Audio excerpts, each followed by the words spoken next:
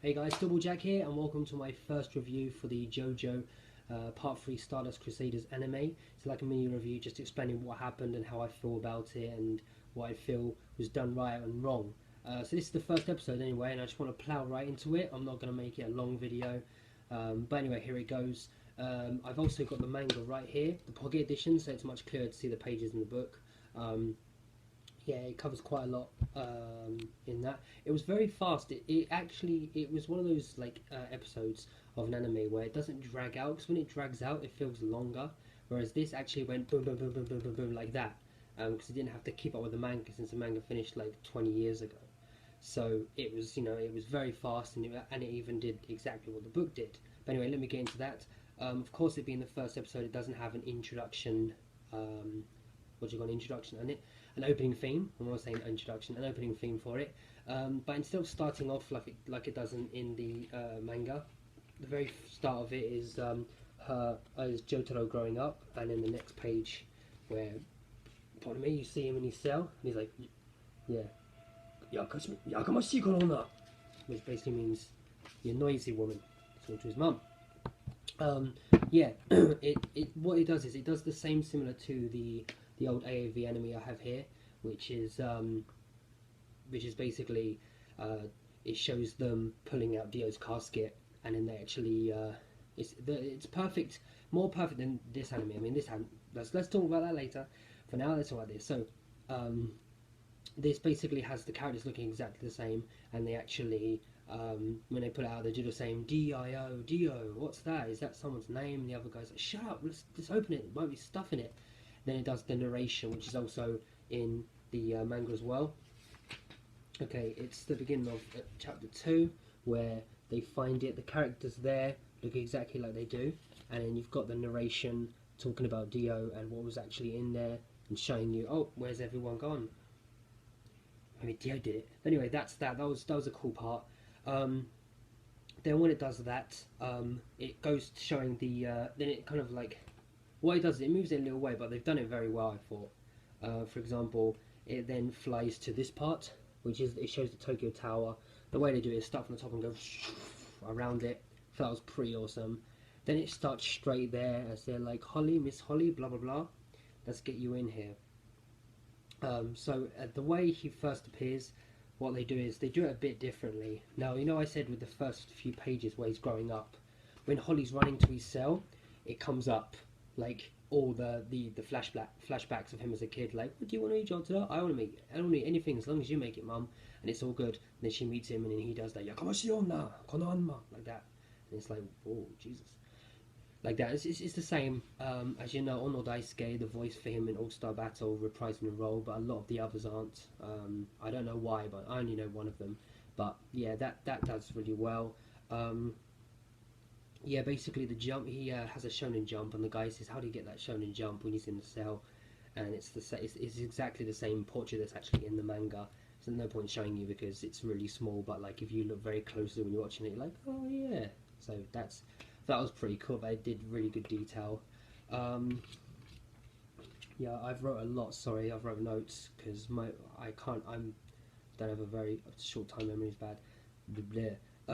Okay, so then after that, what he does is he does the gun thing, takes his hat off, does taking the gun, does that.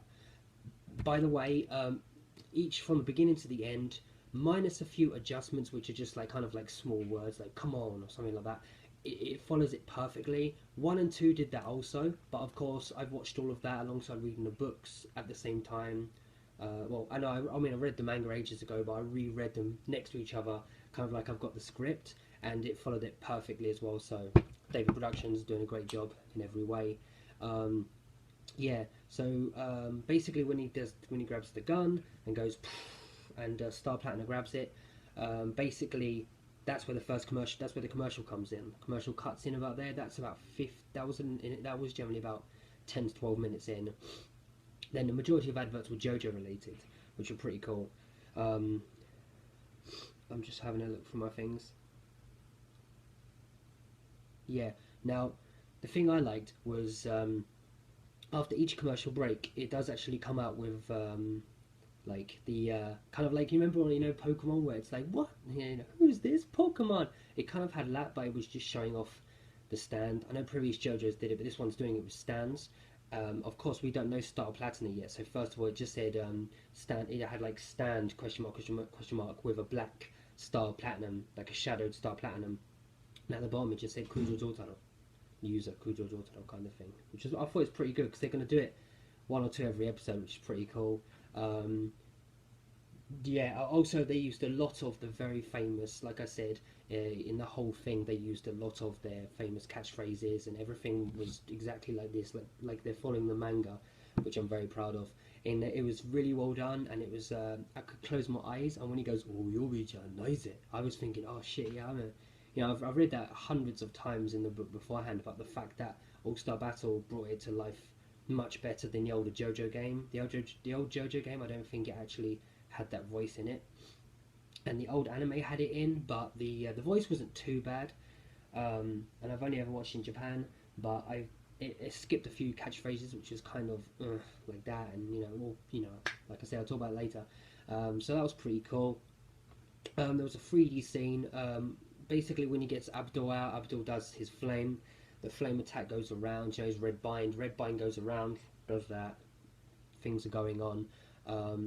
And what he does is, when he kicks back, you know, and he kicks back to the toilet, the table goes like kind of 3D, like that, and smashes in. The toilet's like, and then of course, then he goes back to like anime, looking from the feet up of Jotaro as the water goes over it, and then yeah, he gets pissed. He distinguishes the flames, and after distinguishing the flames, he basically gets out Star Platinum, opens up the things.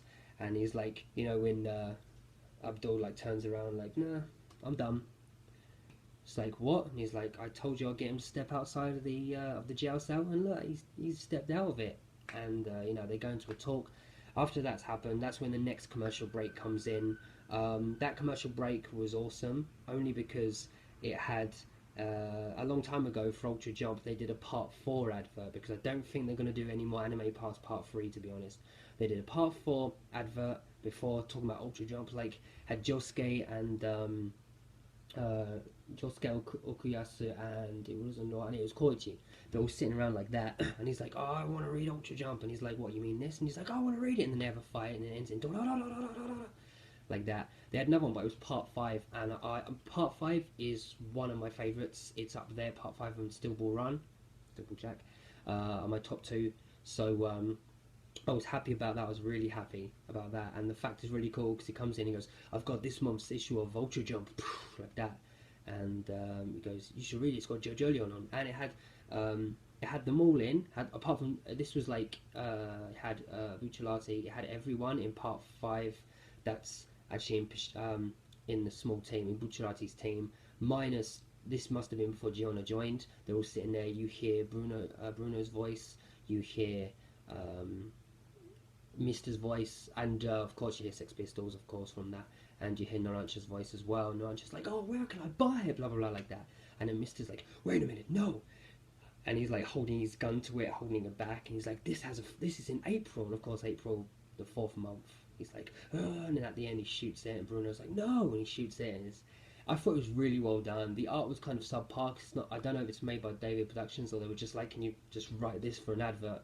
I loved it anyway. Had other adverts too, with figures and stuff, but yeah, that will probably come back. If there's a part, if they do all the parts at different intervals, I'd be pretty happy with that, to be brutally honest. If not, I don't mind if they repeat this, because if you see it, it's brilliant. It'll be up on YouTube anyway, if it's not already. But yeah, anyway, that was pretty cool. I went a bit too much with that, sorry. Yeah, basically then he goes on to them talking about his star-shaped birthmark that he has, and you know, going into it like, oh, my grandfather had it, I've got it, my father had it, my mom told me my father had it, Holly has it, so you must have it. And he's like, oh shit, yeah, I didn't notice that. And then he talks about Dio, and then you see for the first time basically Joseph's stand, which I'm not a big fan of Hermit Purple, but who is really? And he goes, Hermit Purple. Well, actually, he doesn't say it, because he's like, Korega washi no stand ja. And then, you know, he sees the picture, and you see it, and that was pretty cool. and it ends with the end of the, well, actually technically the middle end of the fourth chapter, which is entitled like about birthmarks, the man with the birthmark, and it fits. And basically, I'm gonna show you the manga right now, where it ends with. Okay, so this is the bit when they're looking at. Okay, so there's your star, there's your doodle dandles, there's your everything, and it says this is Dio. He's got it too. And then it ends with this part, exactly word for word, where Dio's like, I think someone's watching me. I have the feeling someone's watching me. And he's just like, yeah, then he just walks off. But in the anime, yes, they did have the woman there, but she wasn't as booby bust. And yeah, there wasn't blood coming, well, there was a little bit of blood, actually, yes there was, sorry. There was blood coming out of her mouth, but she was not very aggressive, which is weird, considering it's currently 1:15 in the morning here, and they would let like something little like that slide here in Japan. And so that's the end. So yeah, the next episode is going to start this. It's going to start this. It's going to be Johto going to school, all the girls going, whoa, Jojo, Jojo.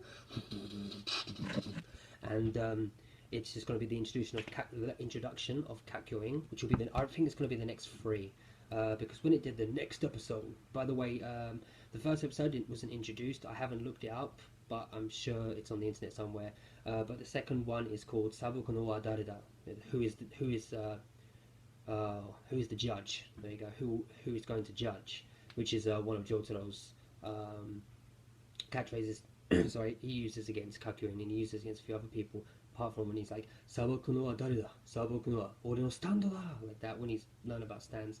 So that will probably be the next. It'll be chapter 5 to chapter 7 or 8, I do believe. But it'll start there. But they did show in the this is what happens next episode. In that they did show off that at least it will go up to the part when he controls the school nurse to attack Jotaro. It's at least going to go to there. And I thought that's good. That's pretty cool. Yeah, the strange thing that happened as well for the first episode, there was no ending theme as well. I'm not a big anime. How do I say this? Anime viewer. Yeah, it's 1 in the morning and I'm knackered. Sorry, I've been busy today. And yeah, it didn't have an ending theme. And now I know part 1 and part 2. I can't remember the first episode, but I'm pretty sure they both did have an ending theme. But yeah, this one did have an ending theme. It literally was like it did the different adverts. And yeah, by the way, sorry, when it came with the second advert, it had Magician's Red Mohammed Abdul there as well. So yeah, it was a very good episode. It was a good start. Like I said, everything was done boom boom boom boom boom like that. They got everything up very fast, and I was sitting here. I generally, as soon as it finished, I was in awe. I was sitting there like, this is fucking awesome. And then then suddenly at the end, just before when they're in there, he's like, whoa. When they're talking about, in the midst of talking about Dio, they're like, whoa, Dio, you know, he's a trouble motherfucker.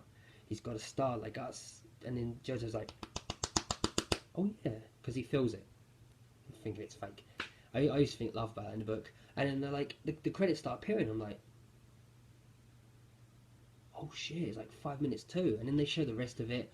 Then they have to have that last one. So as you know, that it's only a 25-minute episode, really, probably less than that. But yeah, it was very good. Art was great. The 3D they used for distinguishing the flames when he kicks over the table was pretty cool. The way they did it was really well done. Like, they just moved around a little bit. They did that as well for the first episode of Phantom Blood, and I'm pretty sure they did it for Battle Tendency as well. It was great, a great first start of all. The only thing I was a tiny bit disappointed was before the anime started, was the fact that All-Star Battle, they changed the voices. Now, I don't mind Joseph's, because Joseph was actually Sugita Tomokazu, I think that's his name, who does Gintoki, and he does Joseph in part 2, and that's a great voice. And he did it for his DLC in All-Star Battle, but if he continued to do that, it would fuck his voice up, so that's understandable. They got someone else. But I'm pretty sure Abdul, Kakyoin, and pretty much half of the cast minus Jotaro and Dio has been confirmed to be different. I hope they don't change. I'm really hoping they don't change Whole Horse, because I love his voice. That is just perfect. But anyway, this is the first episode. I'm going way out of bounds here. Next episode should be next week, so I'm going to have another video up about that. I've got the manga by my side all the time, so I can revert back to that, and I can pick up these, and I can be like, hey, so this was wrong, this was bad, this was different, blah blah blah. But you know, as a first episode, everything got out, it was great. I don't normally give scores, I just talk, and then you make your own do up, and then you watch the episode and go, yeah, that was pretty cool. So yeah, anyway, that's me. It was my first episode, little explanation slash review thing. I hope you enjoyed it. It means a lot to me for you guys to watch this, like I always say. But yeah, watch out for episode 2, will be coming up next. So thank you very much, take care, and the buys. Press the button.